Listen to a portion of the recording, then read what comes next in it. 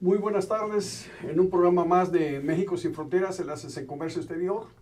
Hoy tenemos de verdad el gusto, el placer, el honor de tener como invitado pues nada menos una de las personas que sabe más del tema de China, pues, entre otras cosas porque él fue embajador de México en la República Popular China. Y quisiera presentarles a ustedes, amable auditorio, a el señor embajador Sergio Ley, que pues, vamos a platicar sobre la importancia de las relaciones México-China, algunos temas que creo, algunos tópicos que pueden ser interesantes para ustedes. Señor embajador, muchas gracias por hacernos el favor de su compañía y de tenerlo aquí con nosotros. Señor embajador, comencemos un poquito por el principio. ¿Cómo es que llegó usted a la Embajada de México en China? Bueno, yo soy embajador de carrera. Antes estuve por algún tiempo en algunos países asiáticos. Había estado también en China en otras capacidades y en otras épocas. Yo llegué a China por primera vez en 1984 como agregado cultural. Posteriormente, en una ocasión posterior, en el 93, regresé a China, pero en esta ocasión ya como cónsul general de México en Shanghái. De hecho, fui a abrir el consulado en Shanghái. En 2001 regresé ya como embajador. En el entretiempo estuve en otras posiciones, siempre en Asia, porque eso fue una decisión personal y además la Secretaría lo recibió con marcado interés porque en aquel entonces pues había muy pocos especialistas en Asia y yo quería realmente especializarme en esa región del mundo que yo la veía como una región que tenía un desarrollo muy acelerado y que sin duda estaba convencido en aquel entonces y claro, digo, no quiero presumir de ninguna manera que el tiempo me dio la razón, pero que el mundo se iba a transformar y iba a haber una desfase del centro económico, del centro de gravedad económico del mundo, del Atlántico hacia el Pacífico. Y bueno, creo que lo estamos viendo ahora en estos momentos. Es una realidad ya. En aquel entonces, pues nadie apostaba mucho por aquello, pero había algunos signos que si se detectaban podían pues dar algunos hints, algunas ideas de lo que podía venir, ¿no? Embajador, ¿en qué época le tocó, de qué presidente de la República China le tocó a usted estar?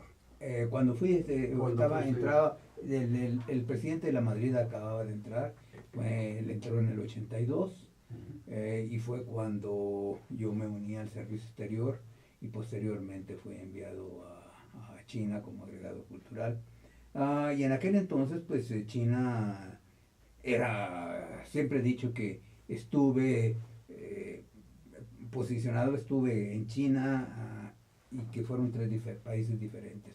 La China del 84 a la China del 93 eran totalmente diferentes países y la China del 2001 totalmente otro país y te aseguro que la China del 2016 en estos momentos es otro país. ¿Qué presidente chino le tocó a usted? En aquel entonces, cuando yo llegué, era el presidente Li Xinyang, que había después pero el hombre fuerte de aquel entonces en China era Deng Xiaoping.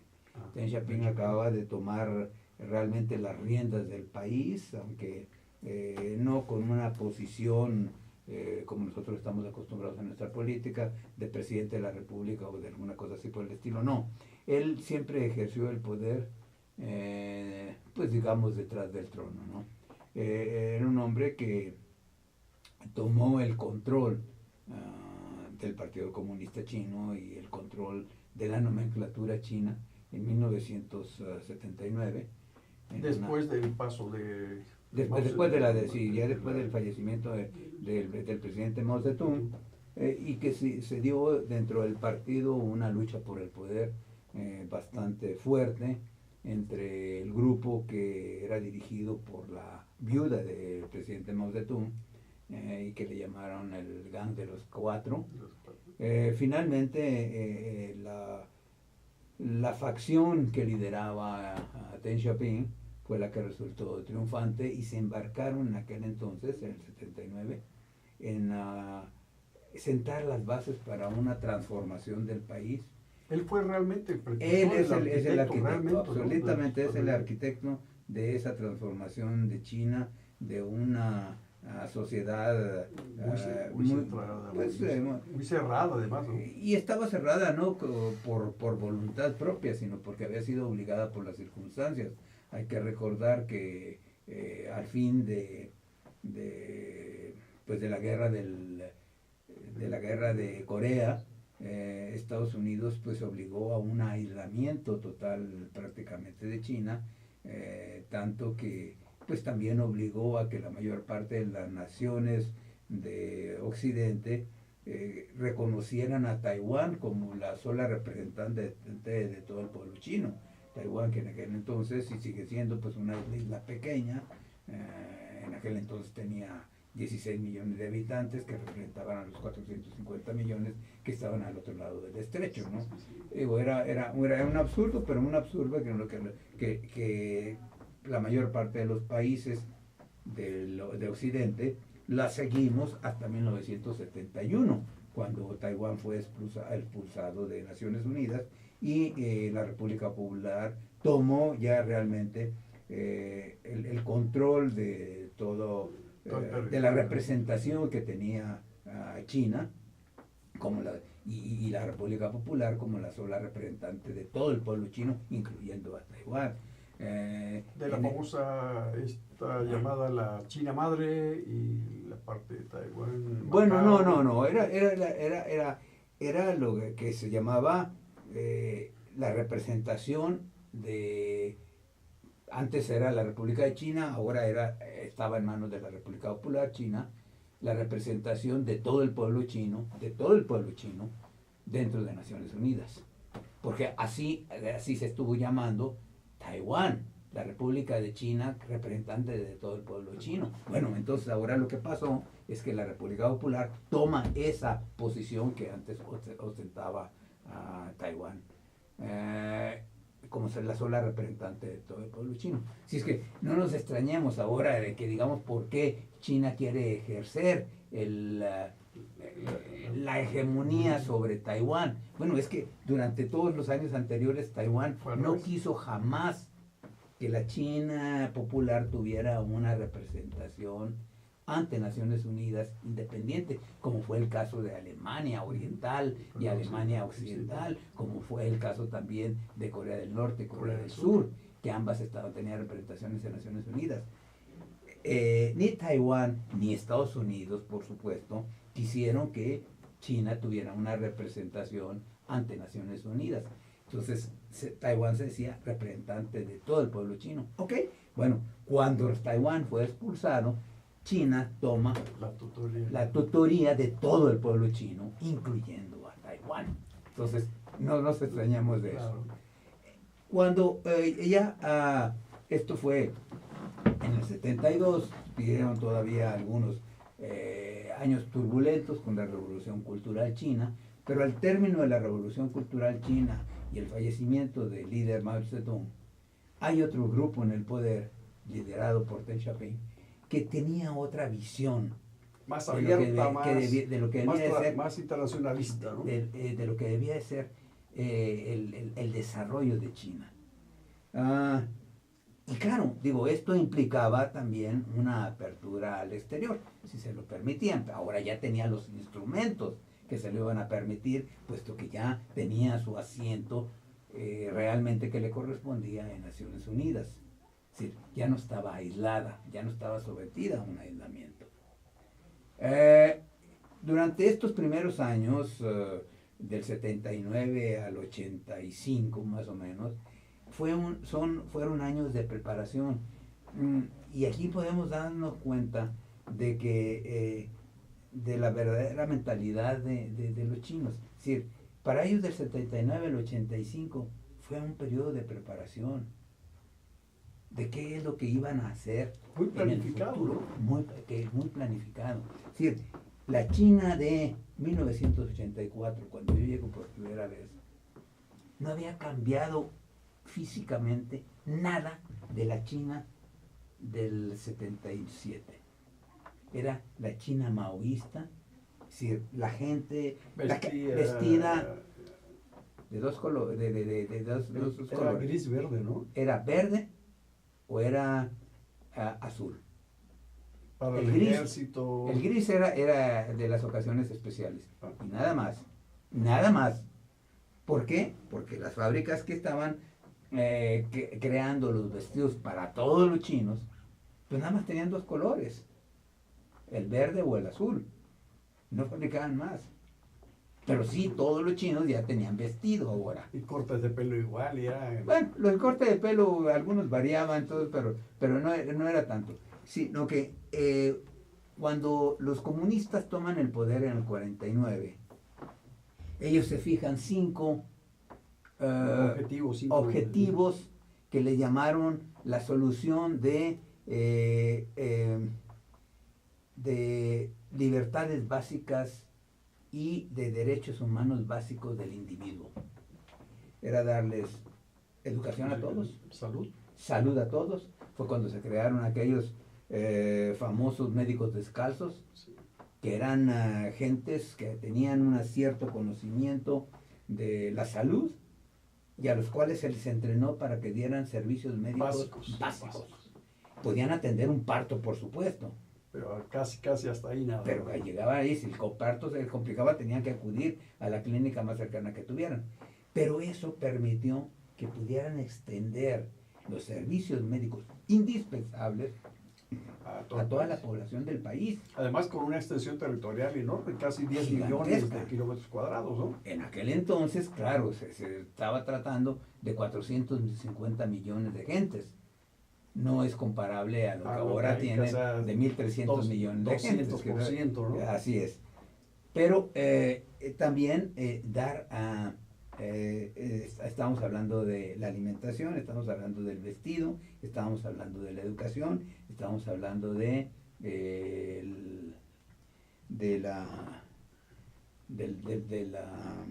la salud Sí. y también de la vivienda. Y esto allí creo que fue uno de los grandes errores o fallas del objetivo, porque dijeron, es que queremos darle a toda la población un techo sólido para guarecerse. ¿Y qué es lo que pasó?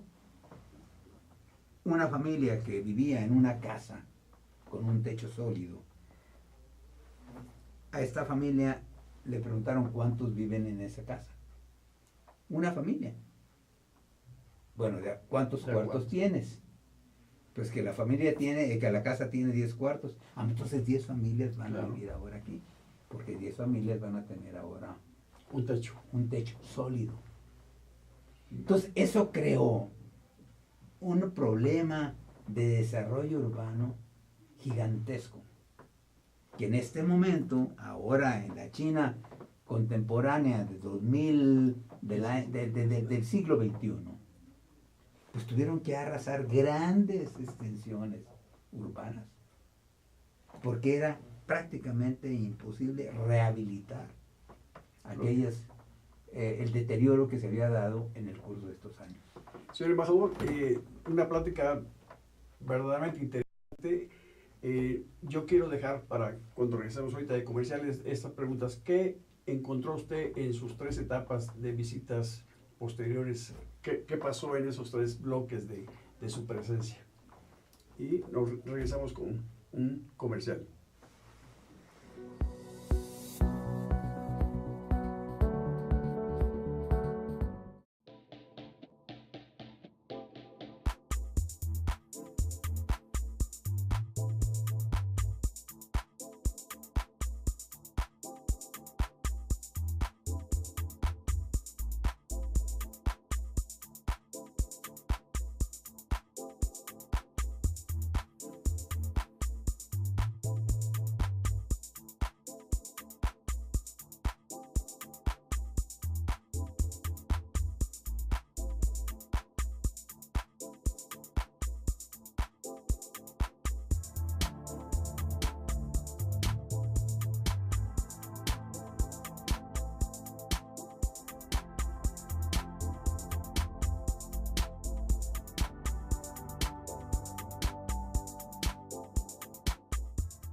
Ruiz Robles, corredores públicos y peritos traductores. Trabajamos para darles seguridad, confianza y un servicio profesional en sus asuntos relacionados a fe pública, valuación, arbitraje comercial, asesoría jurídica y traducciones.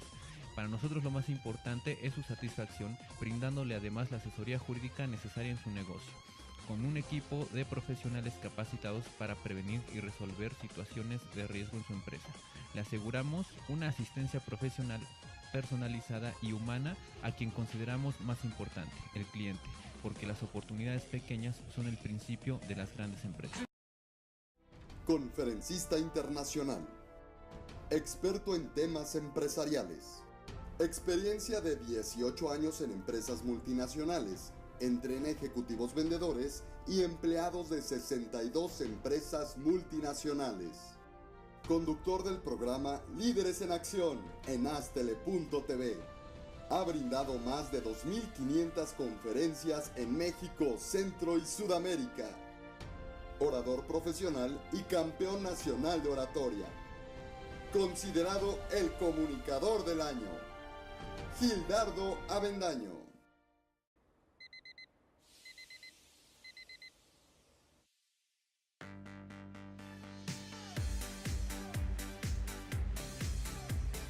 Cuando la vida te pone a sudar, hidrata la vida. Electrolit, científicamente hidratante.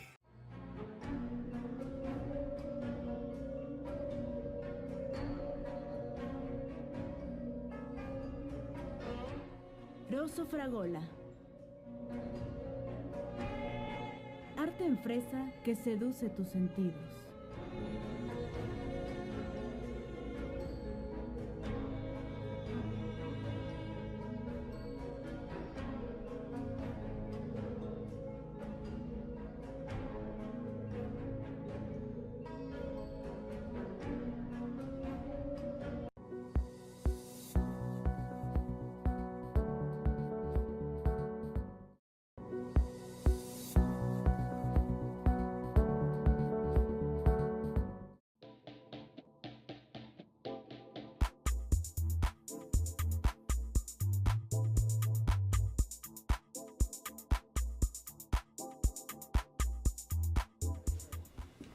Regresamos con el señor embajador Sergio Ley, el ex embajador de México en China, y con el señor ingeniero Víctor Saucedo, que fue consejero comercial de la Embajada de México en Cuba y en la República Argentina. Correcto. Pero quería yo recordarles a nuestros amigos, a nuestro amable teleauditorio, la Feria Internacional de Comercio Exterior e Inversión 2016, que la patrocina la Asociación Nacional de Importadores y Exportadores de la República Mexicana en coordinación con Banco Nacional de Comercio Exterior y ProMéxico. Este evento permite un encuentro empresarial del más alto nivel que capitaliza oportunidades reales de negocios entre importadores, exportadores y prestadores de servicio. Dicho evento se llevará a efecto el día 4 y 5 de octubre del 2016 en el World Trade Center, el cual están ustedes cordialmente invitados. Les pedimos que si tienen interés en este evento, por favor diríjanse a la Asociación Nacional de Importadores y Exportadores de la República Mexicana. Muchas gracias. Señor embajador, regresamos con usted. ¿Cuál fue su impresión, su cambio en esas tres etapas? Que cuando la primera vez que usted llegó y la segunda y después en 2001 cuando usted... ¿Cuál fue la transformación física, cultural? Bueno, regresamos al año 84, en que todavía era una China maoísta. La cantidad de bicicletas era impresionante, no había coches en las calles más que el mío, que era de diplomático, y el de otro diplomático de otra embajada. Hay un detalle que me impresionó mucho recién llegado a China, una visita a la cual me acompañó el embajador de aquel entonces, Eugenio Anguiano, al viceministro de Cultura, para presentarme como agregado cultural de la embajada. Después de la entrevista que tuvimos con el viceministro, al salir, el chofer de la embajada se detiene de una manera un poco brusca en la entrada del edificio, en el coche de la embajada. Y entonces el embajador le preguntaba, ¿qué pasó? Se paró bruscamente porque iba saliendo un señor en una bicicleta, montado en una bicicleta. Y el que iba montado en una bicicleta era el viceministro que acabamos de ver. Esa era la China de 1984. Su segunda etapa, si gustas, Víctor, ¿quieres comentar algo? No, realmente escucharle, porque las experiencias que ha tenido el embajador son increíbles y sobre todo terminar la tercera etapa que va a mencionar parte de ello, lo que viene ahora, ¿no? Con nuestro momento. En el 93 era una China que estaba en vías de transformación, pero una transformación sumamente acelerada. Ya había pasado el trauma de Tiananmen en el 89, y que fue realmente un parteaguas. Yo pensé que después del 89 China iba a regresar al esquema que tenía antes, porque yo pensé que la dirigencia podía estar planeando de que el experimento de apertura no les había funcionado, por lo que estaba provocando una inestabilidad en el país, y que regresaban a su modelo antiguo. Pero fue exactamente todo lo contrario. Tiananmen fue el acelerador, que dijeron, es que tenemos que acelerar y tenemos que darle mejores estadios de vida a la población para que esto no vuelva a suceder.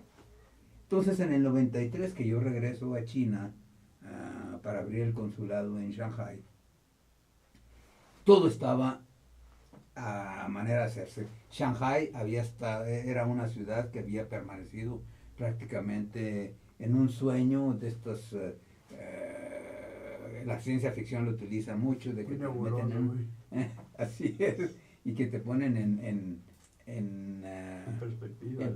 Y que te ponen a invernar en unos catafalcos para que dentro de 3 años o 4 años despiertes y ya sigas manejando la nave en Devas.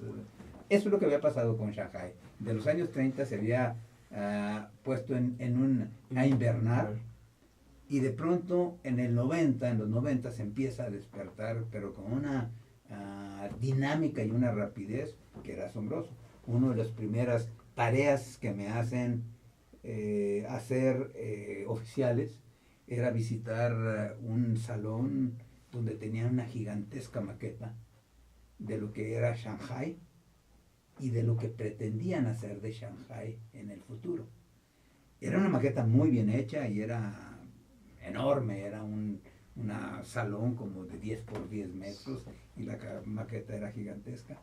Y estaba muy bien hecha porque tenía los detalles ahí y encendían luces. Entonces decían, para este año habremos desarrollado esta etapa, para este otro año habremos desarrollado esta otra etapa, otra etapa. Claro, uno veía que por doquier en Shanghái había grúas de construcción.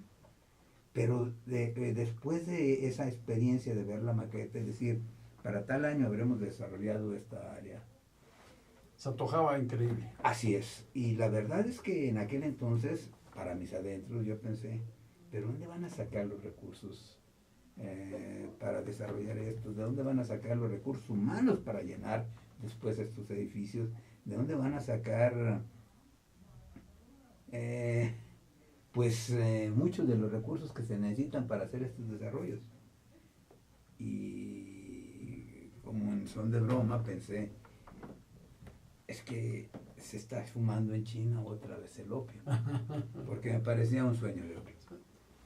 Y la verdad es que 5 años después de ese 93, en que regresé, pero ya en mi capacidad como director general para el Pacífico y Asia en la Cancillería, vi que aquello que parecía un sueño de opio estaba siendo una realidad.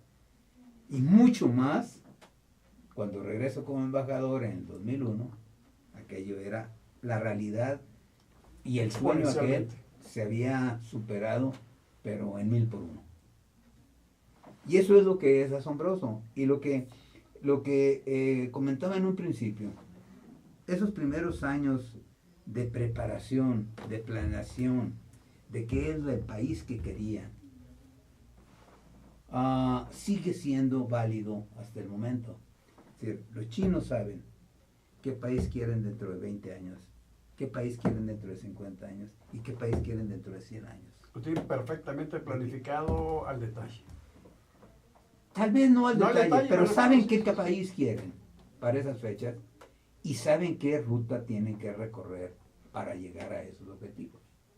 Y saben que en el camino se van a encontrar muchos escollos. Y muchos sacrificios. Y muchos sacrificios. Pero esto lo irán resolviendo en la medida en que avancen. Pero lo importante es que sepan qué país quieren en esos plazos. Y te aseguro que saben qué país quieren dentro de 200 años. Fíjate, Javi, lo que estaba mencionando el embajador, ¿no? Que en menos de 40 años de su primera ocasión que estuvo ahí, ahora precisamente, en que veíamos en la primera oportunidad que estuvo por allá en China, que China estaba acá, México estaba acá. Así es.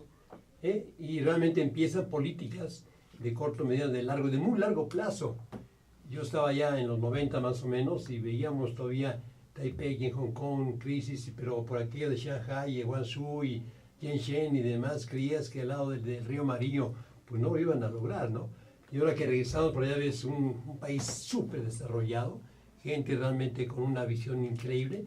Y bueno, México no nos podemos quedar atrás, ¿no? Afortunadamente ahora hay reformas, no en todos los sectores, embajador, pero sí considero que estamos viendo un avance importante. Y ojalá que todos los empresarios asistan a NIEM, al evento de comercio internacional, que participen con el embajador en el Consejo Empresarial Mexicano, donde tuve oportunidad de colaborar durante 15 años en el Comité México-Ecuador, México-Colombia, pero hay gente nueva, hay gente realmente con nueva sangre. Bueno, no yo, pero tampoco con el embajador se le permite con todo respeto, ¿no? Pero con esas vivencias, esas experiencias que tiene él, acérquense, ¿no? A lo que va a hacer ANIERM ahora, a lo que conoce y sus contactos que tiene tan fabuloso el embajador Ley por allá, porque es el momento de que veamos en México que no está en la 15ª economía, sino que está en un tratar de salir adelante, ¿no? Sí, señor embajador, ¿cuál fue la directriz que le marcó a usted nuestro gobierno mexicano para que usted llegara allá? ¿Cuál fue la idea de su posicionamiento ahí como embajador? Bueno, sobre todo porque se tuvo una visión de que México tenía que insertarse en esa que se estaba transformando, sin duda, en la economía en aquel entonces todavía no era la segunda economía más importante del mundo, ahora ya lo es. Y que también pues se convertirá en un futuro, eso no le cabe la menor duda a ninguno de los economistas estudiosos o los futurólogos, de que será la primera economía más importante del mundo. Entonces, una de las directivas que yo tenía, por supuesto, es que necesitábamos buscar insertar a México en esa economía que iba a ser una de las economías más importantes del mundo. De hecho, ya para entonces China se perfilaba para ser el segundo socio comercial de México. Después de los Estados Unidos, no teníamos un comercio con ningún otro país que supere o que le llegue siquiera a las cifras que tenemos de comercio ahora con China. Efectivamente, tenemos un déficit brutal, muy fuerte, un déficit muy fuerte. El año pasado tuvimos un comercio con China. Le vendíamos como 4,000 y 75,000 millones de dólares fue el comercio real, el comercio total con China.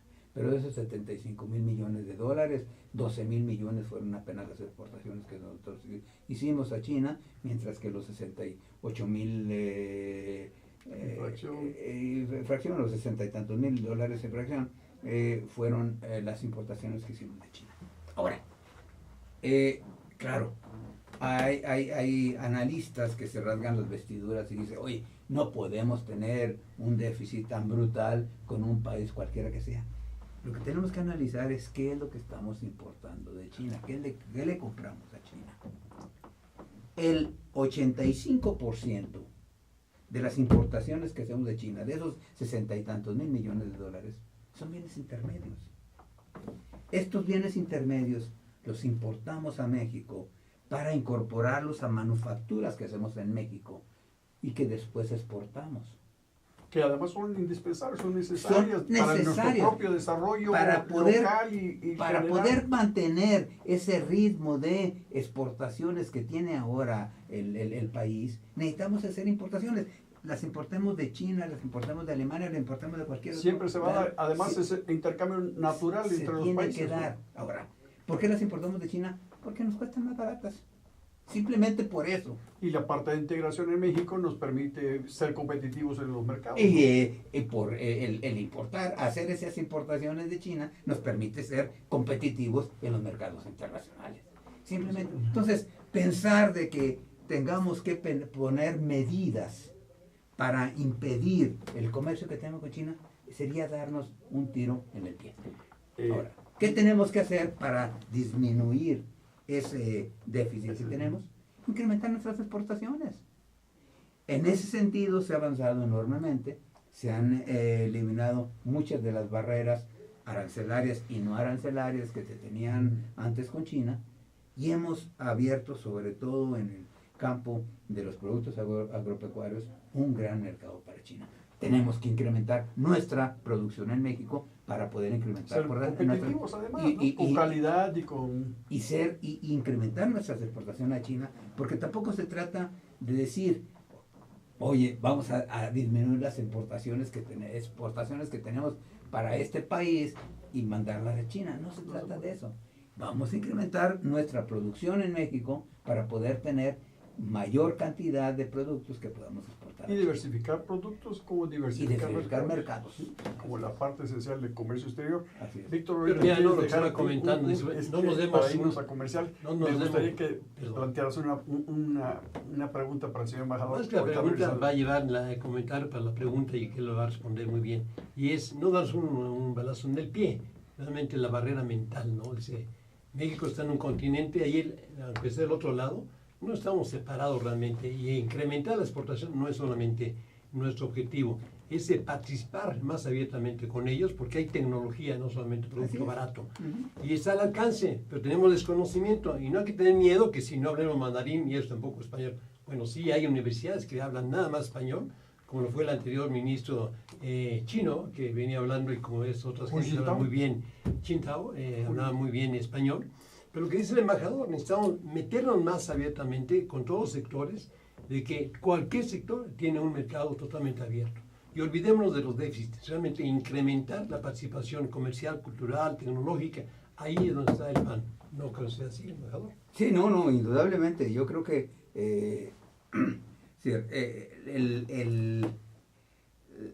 la interacción económica conlleva también que tengamos otro tipo de interacciones. De hecho, déjenme decirle, está aquí de visita, o debe haber salido el día de hoy, la viceprimer ministra de China, ¿no? Ella fue la representante del gobierno chino en la inauguración de los Juegos Olímpicos en Brasil, y después de Brasil visitó México. Es decir, vemos también la importancia que tiene nuestro país para China. Es decir, el Brasil eran los Juegos Olímpicos. Por una razón lógica, ¿no? Pero aprovechan el viaje para ver la segunda economía más importante de América Latina, y que además es uno de los clientes importantes de China. Y ella trajo un conjunto cultural, que ayer tuvo una presentación muy exitosa en el Teatro de la Ciudad. Pasado mañana, o el día de mañana, mejor dicho, se tiene una espléndida función de ópera de Pekín en Bellas Artes, que yo lo recomiendo altamente como un espectáculo inolvidable, y además pues nunca visto en México, porque realmente nunca hemos tenido una compañía de la calidad de la ópera de Pekín, que se va a presentar en Bellas Artes el día de mañana y pasado mañana, que sería un espectáculo realmente nunca visto en México. Pues regresamos para el último tramo de esta entrevista con el señor embajador Sergio Ley, y después de unos comerciales tendremos el cierre de este tan interesante y tan productivo programa.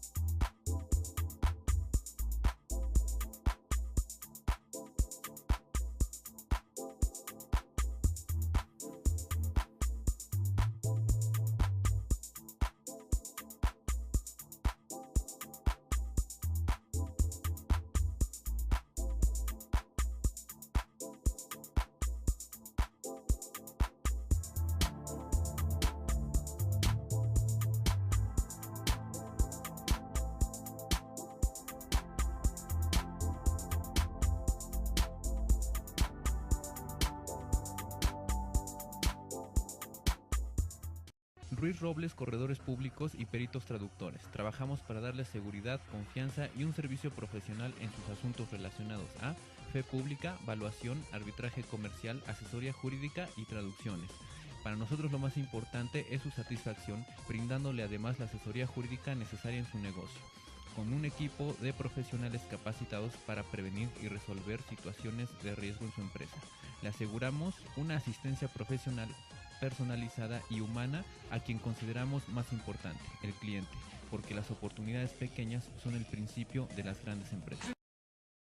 Conferencista internacional, experto en temas empresariales, experiencia de 18 años en empresas multinacionales, entre ejecutivos vendedores y empleados de 62 empresas multinacionales.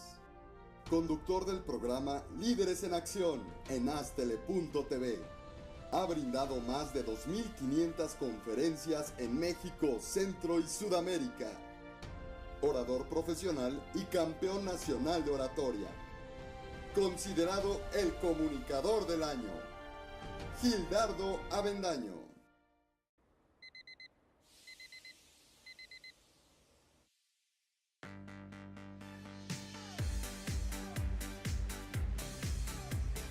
Cuando la vida te pone a sudar, hidrata la vida. Electrolit, científicamente hidratante.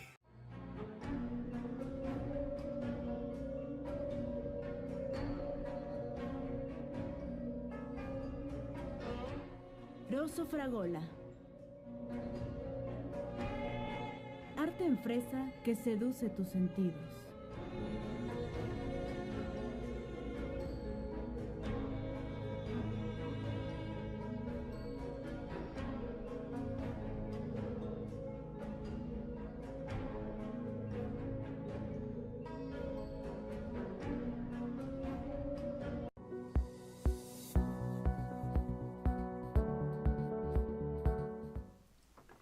Estimable teleauditorio, regresamos con esta plática que se nos ha ido de verdad de las manos de una forma muy rápida, por una plática tan interesante de las experiencias del señor embajador Ley.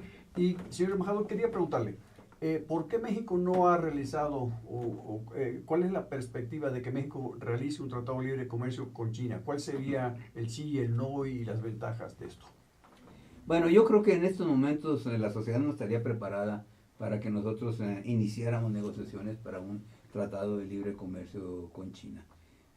Hay demasiada turbulencia en el ambiente. Creo que en un futuro yo le veo que va a ser una conveniencia sine qua non, una conveniencia en la cual tendremos que empezar a trabajar sobre ello. Porque no me cabe también la menor duda de que China se va a convertir en la economía más importante del mundo y pues nosotros no podemos quedarnos fuera de una integración de esta naturaleza que podemos tener con la principal economía del mundo, ¿no? Pero bueno, yo creo que tendremos que esperar todavía buen tiempo pues a que se den las condiciones apropiadas. ¿No sería prudente regular a través de un tratado libre de comercio a que se siguieran llegando productos chinos, digamos de alguna manera no muy controlada? Y que la otra parte que quisiera yo preguntar al señor embajador, el hecho de que algunos países de la zona del Pacífico ya han hecho tratados de libre comercio con China y México no. Ese es bueno, en cuanto a los productos no regulados, efectivamente tenemos todavía un problema muy serio de contrabando proveniente de China. Pero como dicen los chinos, si los chinos controlaran las aduanas mexicanas, entonces podríamos echarle la culpa a los chinos del contrabando chino que entra a México. Muy cierto. Pero los chinos no controlan las aduanas mexicanas. Las aduanas mexicanas las controlamos nosotros los mexicanos, afortunadamente. Entonces, yo creo que por ahí tendríamos que empezar a ver el problema de el contrabando que entra procedente de China. Ahora, respecto a lo de la parte de la Alianza del Pacífico. Efectivamente, la Alianza del Pacífico que es un tratado comercial de nueva generación que ha estado operando, yo creo que ha empezado a operar de una manera muy efectiva entre los 4 países latinoamericanos que en estos momentos lo integramos, que son Chile, Perú, Colombia y México. De estos de los 4 países, Chile ya tiene un tratado de libre comercio con China que está operando desde hace varios años y que ha sido altamente beneficioso para los chilenos, ambos, ¿no? Porque en Chile, por ejemplo, su comercio exterior lo tiene muy bien distribuido. Aproximadamente el 35% de su comercio exterior lo manda a Asia, el otro 35% lo manda a Europa y el otro 35% lo manda a las Américas. Que es algo bien interesante porque ellos tienen bien diversificado su comercio exterior, ¿no? Como Muy México, que diversificado. lo tenemos casi tan atado con los Estados Así Unidos, es, ¿no? así es. En el Perú también tiene un tratado de libre comercio con China, que ha estado operando también muy ventajosamente para China. China ahora es el primer socio comercial de Perú. Colombia tiene otro tratado de libre comercio que no está entrado en operación simplemente porque el Congreso colombiano todavía no lo ha aprobado, pero que está en discusiones y que entrará en operación en cuanto el Congreso lo apruebe. Y entonces falta México. Ahora, yo creo que las condiciones no están dadas en estos momentos, pero no me cabe la menor duda de que en un futuro, puede ser cercano o lejano, tendremos que pensar seriamente en manejar un instrumento de esta naturaleza. Por otro lado, en estos momentos y en el pasado muy muy reciente, pues hemos estado negociando otros mecanismos de libre comercio, como es el famoso TPP. Ahora, el TPP se ha hablado también mucho de que nos va a acercar a Asia. La verdad sea dicha, creo que pues no nos va a acercar a los grandes mercados de Asia, porque no forman parte del TPP. En primer lugar, China, la India tampoco forma parte del TPP, tampoco Indonesia, que son los 3 grandes mercados de Asia. Sin embargo, claro, con Japón creo que tendremos allí una enorme ventaja. Desde hace 10 años está operando un tratado de complementación económica con Japón. Que es muy limitado, así es, que tiene sus limitaciones porque la mayor parte de los productos agropecuarios tienen cuotas. Y eso pues le da una gran limitación. La entrada en operación del TPP nos va a abrir las puertas de ese mercado porque automáticamente las cuotas se eliminan. Es lo que yo llamo un tratado de complementación económica plus. Lo mismo nos va a suceder con Estados Unidos. Creo que una vez que entre en operación, sin haber renegociado el NAFTA, podremos tener un instrumento de nueva generación mucho más avanzado que va a entrar a operar y lo que yo llamaría también el NAFTA Plus. Entonces esas son las grandes ventajas que vamos a tener. En los mercados asiáticos, ¿qué son las perspectivas que nos abre? Aparte de Japón, bueno, nos abre el mercado de Vietnam, aunque en estos momentos es todavía un mercado bastante limitado. No obstante, la población vietnamita es una población que hay que tomar en cuenta. Se acerca a los 100 millones de gentes. Pero Australia, que es una población bastante menor, pero tiene un gran poder económico, de un poder adquisitivo. Entonces, estos mercados sí van a ser muy interesantes para México y sí nos van a poder abrir.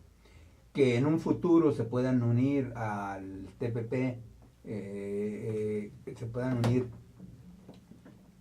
eventualmente Indonesia, Filipinas y Corea, nos va a resultar también muy interesante. Pero, ¿por qué China está fuera? porque fue una decisión geoestratégica de los Estados Unidos impulsar el TPP como una contraposición o para contrarrestar los movimientos que estaba haciendo China y para tener tratados de libre comercio en la región de la cual de la región asiática, en los cuales estaba excluido los Estados Unidos. Y ya hablaba, ¿no?, ahora precisamente de la parte geopolítica, ¿no?, que se había definido por ahí. Eso llamaremos turbulencia, que en algún momento estratégica militarmente también. Definitivamente lo es. Y yendo más atrás, que estaba mencionando, los 4 países que ya han avanzado en TPP, por las alianzas y acuerdos que ya tienen con China, pues caray, económicamente o geográficamente sean pequeños, sean alejados, pero van dinámicamente muy bien avanzando. Nosotros, ¿por qué no? Y comentaba ahora el embajador Ley de que nos falta ver qué se hace con la India, ¿no?, y con China, cuando independientemente del idioma ahí están. Y nunca hemos tenido la oportunidad de tener ese acercamiento tan grande que le conviene a México, nos conviene a los mexicanos en general. Y obviamente había que quitar esa turbulencia. Y yo diría, algunos falsos ideas que se puedan tener por ahí y avanzar rápidamente sobre ello. Porque efectivamente viene ahora una reunión muy importante, el Grupo 20, donde va a asistir el Ejecutivo allá en China. Y yo creo que por ahí podrían venir algunas cuestiones que facilitaran la diligencia de la turbulencia, ¿no?, para que podamos avanzar, ¿no crees, señor embajador? Absolutamente, sí, yo estoy convencido de que este tipo de reuniones, en su componente económico, pueda darle gran avance y consolidar y amainar esa turbulencia que se ha generado efectivamente a causa de las elecciones en nuestro vecino del norte. Que van a ser definitivamente definitorias para cualquiera de los dos partidos, ¿no? Absolutamente, absolutamente que sí. El TPP pues puede tener algún retroceso en ese sentido, pero yo pienso que si el presidente Obama, como es esperado, presenta la iniciativa para que se apruebe inmediatamente después de las elecciones, yo creo que contendría y tendría los suficientes votos tanto de los republicanos como de los demócratas para que el tratado saliera aprobado durante su gestión. Y esa es nuestra esperanza. Por otra parte, pues la mayor parte de los países que formamos parte del Tratado de Libre de Comercio con el Pacífico estamos convencidos y han estado trabajando para que sea la ratificación por los órganos que deben de ratificarlo, ¿no? Japón, hay situaciones que fueron negociadas ya, en la cual está especificado que el 85% del Producto Interno Bruto de todos los países que integran el TPP debe de haberlo aprobado. Si no lo aprueban, entonces el pacto se deshace por sí mismo. Por lo tanto, es absolutamente indispensable, es una condición sine qua non, el que sea Estados Unidos y que esté Japón. Los otros podemos ser dispensables, pero estos dos no. Entonces, creo que allí hay que avanzar y creo que Estados Unidos tiene la obligación y el presidente Obama está comprometido para que durante su gestión presentarlo al Congreso. Fíjate que había qué concepto tan importante, ¿no? El por qué en un momento dado de política interna Japón dice hasta este porcentaje llegaremos, como citaba antes el embajador Ley en cuanto a los países latinoamericanos, ¿no? Estoy, tal porcentaje va a este mercado, tal porcentaje va para allá, así debiéramos hacerlo. Pero hoy en día, por lo que vengan en otros países de cambios políticos y demás, de que debemos dar una aceleración. Estamos escuchando que hay en las cúpulas gente nueva, gente que tiene visión, que no solamente va a ocupar un puesto, sino que está proyectando a nuestro país, está apoyando. Y lo que ha dicho tan claramente, que lo vean, que lo mediten y que efectivamente desaparezcan las turbulencias para que sigamos avanzando, ¿no crees? Señor embajador, se nos ha acabado el tiempo, se nos ha terminado el tiempo. Fue muy rápido, una hora aparentemente es mucho, pero resulta muy ameno con su plática, sus experiencias que nos ha vertido, y le agradezco enormemente que nos haya hecho usted el favor que contáramos aquí con su presencia. Nos gustaría volver a invitarlos y usted, yo sé que tiene una agenda muy difícil, muy apretada, de muchísimos compromisos, pero me gustaría en un momento volver a hacerle la invitación, señor embajador, si no tiene usted inconveniente poder... Con mucho gusto, con mucho gusto, claro que sí, cuando tú me invites, yo con mucho gusto estaré presente aquí, y bueno, también aprovecho para enviar un saludo a todos los teleoyentes y teleparticipantes en este programa, y desearles pues, muy buenas tardes. Bueno, muchísimas gracias, muchas gracias, ingeniero, por tu presencia. Muchas gracias, embajador. Y un exhorto, como menciona el embajador, ¿no? El saludo y que participen activamente. Muchas gracias, muy buenas tardes.